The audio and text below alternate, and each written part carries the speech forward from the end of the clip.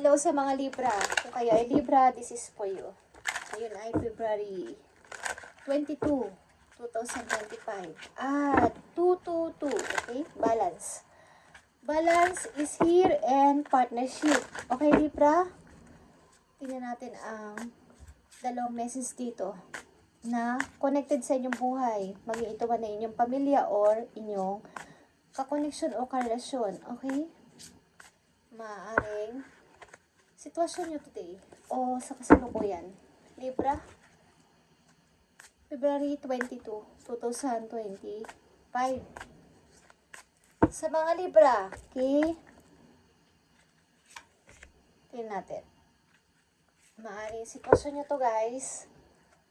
At mag-ingat kayo sa mga taong pinagkakatiwalaan nyo, okay? Na pwede kayong nakawan. Huwag kayong masyadong magtiwala, Libra. Sa mga kunwari ay bata sa inyo at pagkakatiwalaan ninyo at pagkakatiwala ninyo ang inyong money is mag-ingat kayo. Nandito ang privileged lady. Okay? Privileged lady is you. Maybe, I want to start na ganito. Gusto ko maging ganito someday. Kung may pagkakataon, may opportunity, o may chance, gusto ko maging ganito, maging maayos ang pamumuhay at maging maganda ang pamumuhay. Okay? At nandito ang house. Okay? Magandang bahay, magandang buhay. Sa mga Libra. Gusto nyo yan. Yan ang inyong gusto. Okay? Sa mga Libra nandito. Hinahangad nyo na magkaroon kayo ng magandang buhay at magandang bahay. Siyempre, lumipat sa magandang bahay. Something restart sa buhay ninyo. Okay, sa mga Libra. February 22, 2025. Reading for you. Libra. Tingnan natin ang advice para sa inyo, Libra, today.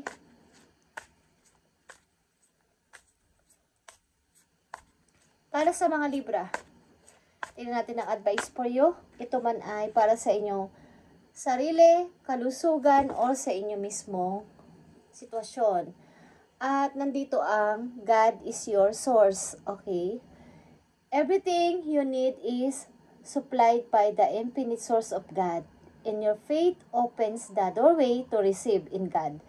There is no lack or limitation. Rather, there is a plenty of abundance for all share. Okay, Libra?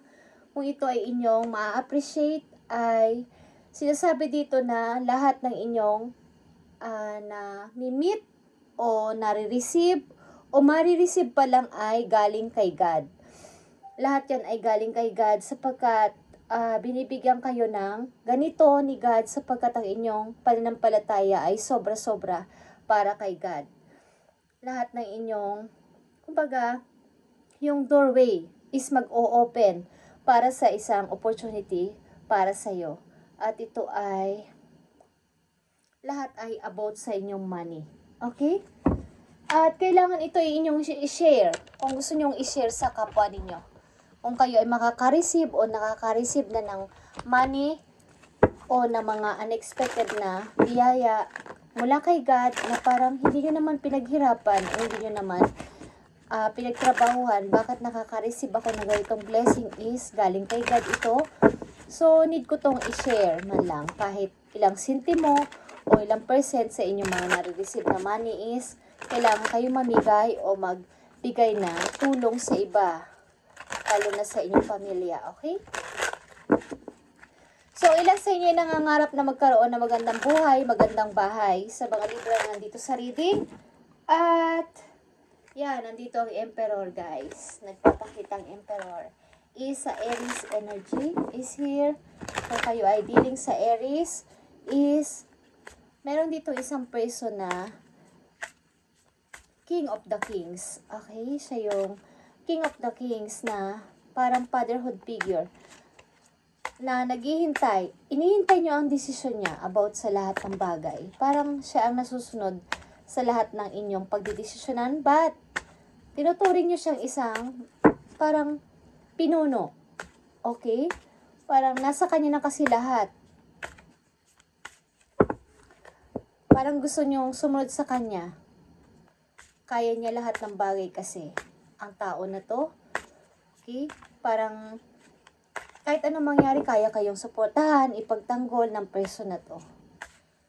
Sa mga Libra na nandito sa reading, tingnan natin ang inyong message at sitwasyon. Maraming sitwasyon ngayon sa kasalukuyan at sa mga susunod na araw, buwan o taon sa mga Libra. Is may mga paparating na offer din sa inyo, so kayo ay mag-ingat sa pag-choose para hindi na kayo magkaroon ng mistake, Libra. Ang unang message is 10 of Pentacles.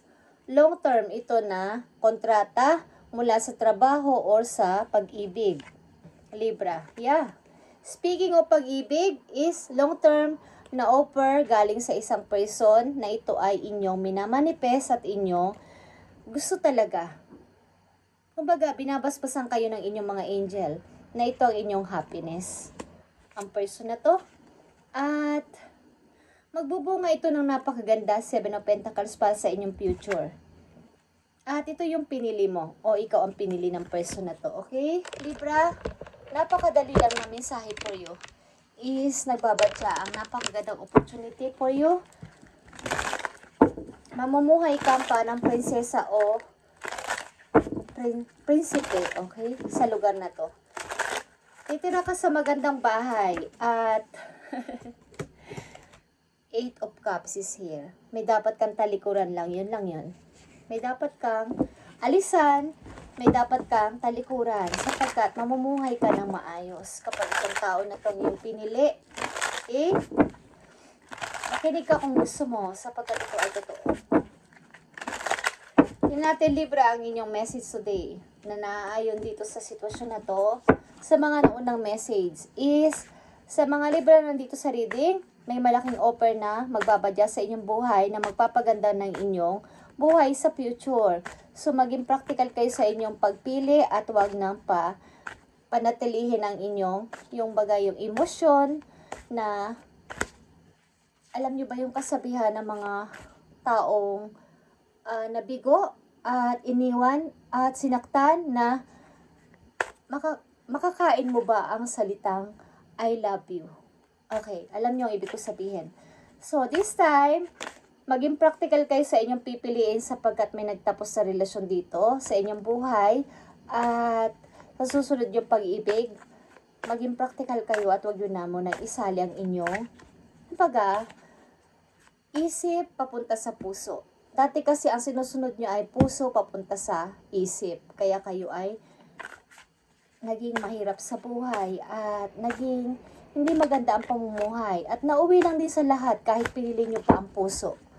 So this time, isip papunta sa puso na may pag-ibig at maganda ang kakalabasan sapagkat nandito na kayo sa inyong middle age na kailangan nyo nang isipin ang inyong future at ito ang inyong pangarap, the star. Ito ang inyong big target. Okay? At masasabi na sabihin kayo dito na kayo ay star.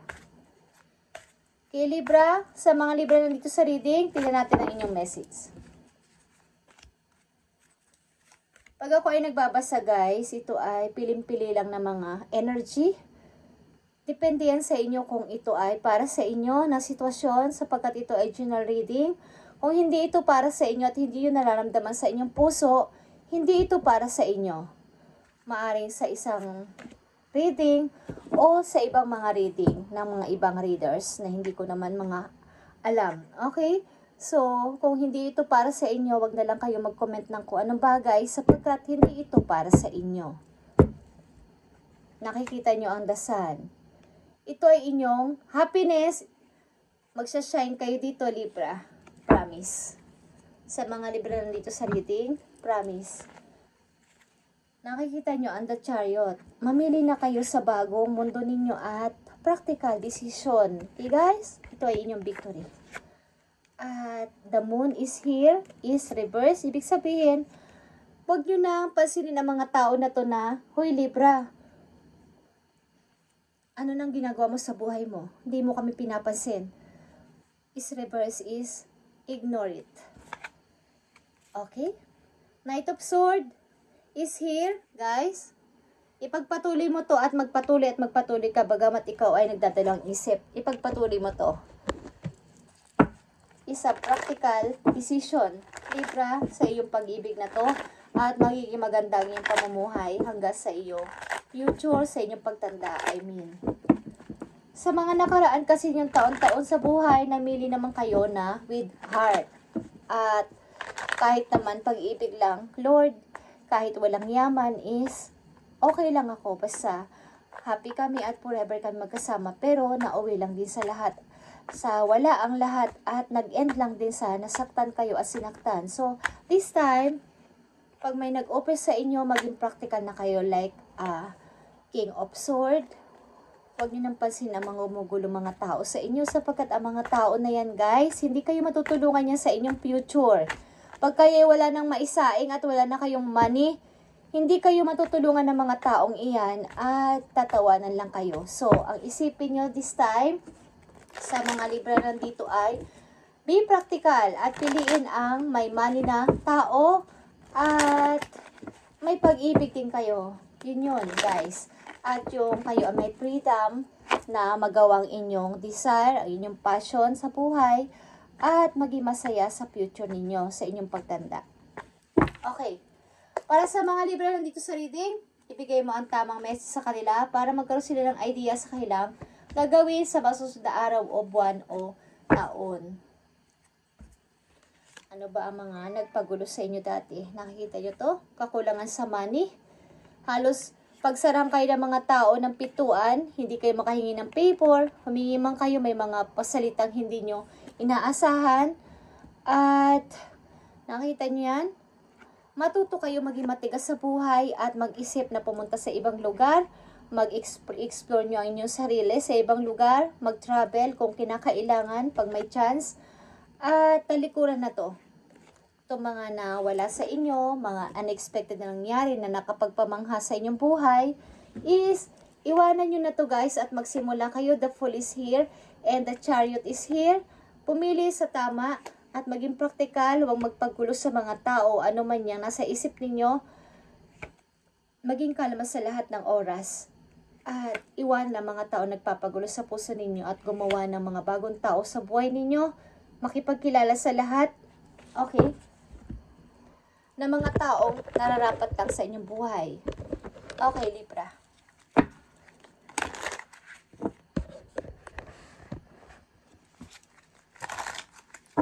Dalawang message dito na napakahalaga sa mga Libra para sa kanilang future. Tingnan natin ang inyong message, Libra. Ako dito ay nagbabasa, guys, para sa lahat ng gusto ko maging maayos ang pamumuhay at maging practical sa buhay. Okay? Yan ang lagi kong ipinagpipray and hinihiling kay God para sa aking message. Nabigyan ako ng knowledge at kumbaga, nire-read ko to by intuition, guys, at meditate. Humihingi ako ng message from heaven at hindi ako nag-base dito sa card. Ginagamit lang to sa reading, but dinidikta to sa isip at puso ko para sabihin sa lahat ng aking pinapasahan. At may kaugnayan ako sa mga sounds, sa mga nakikita ko during my reading, at sa mga ingay sa paligid ko. Since ako ay bata pa. Okay, guys, at hindi ko na kailangan pang ipaliwanag sa mga taong hindi nakakaintindi, sapagkat hindi naman nyo yun maiintindihan. I need to lang to share ang pagkakataon na to sa inyo sapagkat hindi naman ako makakatulong sa inyo ng money. Okay? Hindi naman ako din mayaman. So, I need to share my gift sa lahat para magkaroon kayo ng inspiration at idea para maiba naman ang inyong mundong ginagalawan at makapag-isip ng maayos. Okay, guys? At minsan lang tayo mamumuhay dito sa mundo because tayo ay travelers. Okay, kailangan natin kung anong meron sa atin, kung ano man yan, i-share natin sa ating kapwa at huwag tayo maging madamot. Okay, the more na nasa mabuti tayo, na side, ay huwag natin itong ipagkait sa ating kapwa na i-share at huwag tayo manghingi ng bayad. Okay? At sobra ako nagpapasalamat sa inyo. Okay? Tiling kayo sa Aries. Okay, o may madidiling sa inyong Aries. Or may taong kumbaga may taong kukontrol sa inyong buhay. Okay. sa lahat ng inyong mga gagawin. So, this time, Libra, huwag kayo magpa-control dito. Okay? Kung napapansin ninyo is, hindi ko kontrolado ang aking mga sinasabi. Okay? Kung may nagsasalita sa akin ng bad, hindi ko yan ang pinapansin, guys. And, hindi ako pumapansin sa mga bad energy I feel. Kahit sa trabaho ko, sa aking personal life is, separate yan. Pag ako isang mother sa bahay, mother ako at hindi ko sinasama ang pagiging isang nagbabasa ako ng tarot. Sa trabaho ko, nakakaranas ako ng pangda-down minsan, and may mga tao kasi talagang ikaw ay susuriin o something na ikaw ay i-down, lalo na mga kapwa mo pa Pilipina. But hindi ko ginagamit ang pagiging isang mayroon akong ganito. Pinapakita ko sa mga tao na isa akong normal na tao na pag kailangan ko mag-down, kailangan ko mag-sorry, kailangan kong silang intindihin because mas may alam ako kaysa sa kanila about sa spiritual na ganitong paniniwala is inuunawa ko sila. And pinagpipray, binibless, hinahawakan sa balikat at binibless at sinasabing God bless you sa mahinang salita at Jesus name, kung ano man ang mga tao o mga energy na nakapalob sa inyo na hindi naman mapigilan ay iligtas kayo sa ganitong mga bagay is gawin ninyo sa inyong kapwa na pumipigil sa inyo. Okay? Gusto ko lang din itong i-share sa inyo guys sapagkat masaya na ako by my simple life. Na nandito ako sa malapit sa bundok, napapaligiran ako ng bundok, ng ilog. Mas pinili ko to mamuhay dito kaysa sa city. Galing ako sa city pero pas pinili ko mamuhay sa ganitong lugar because I feel malapit ako kay God at malapit ako sa mga animals. Malapit ako sa temple, malapit ako sa mga maraming mga hayop.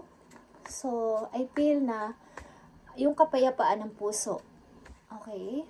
So, bumabiyahe pa ako ng isang oras so punta sa work ko pero tinitiis ko yon at gustong gusto ko. Dahil pag uuwi ako, maganda yung aking paligid.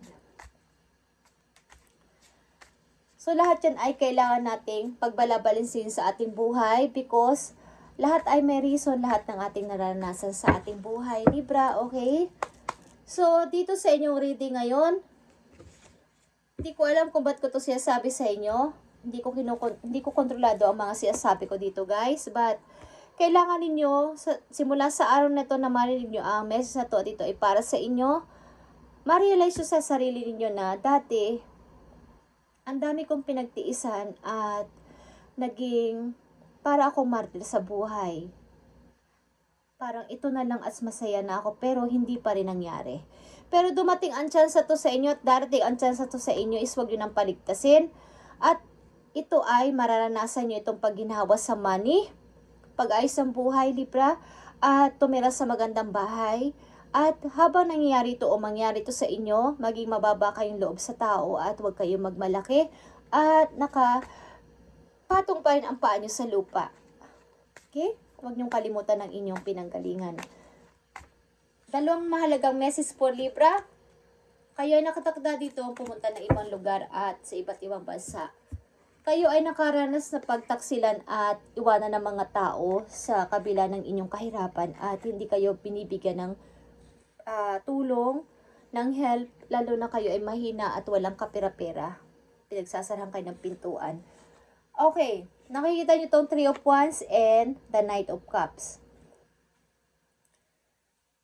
Pilitin ninyong magpalipasin ang mga pagkakataon na darating sa inyong buhay simula sa araw na to. Libra, sa inyong plano, huwag kayong magpa-disturb sa mga taong hindi kayo gustong pagtagumpayin sa buhay. At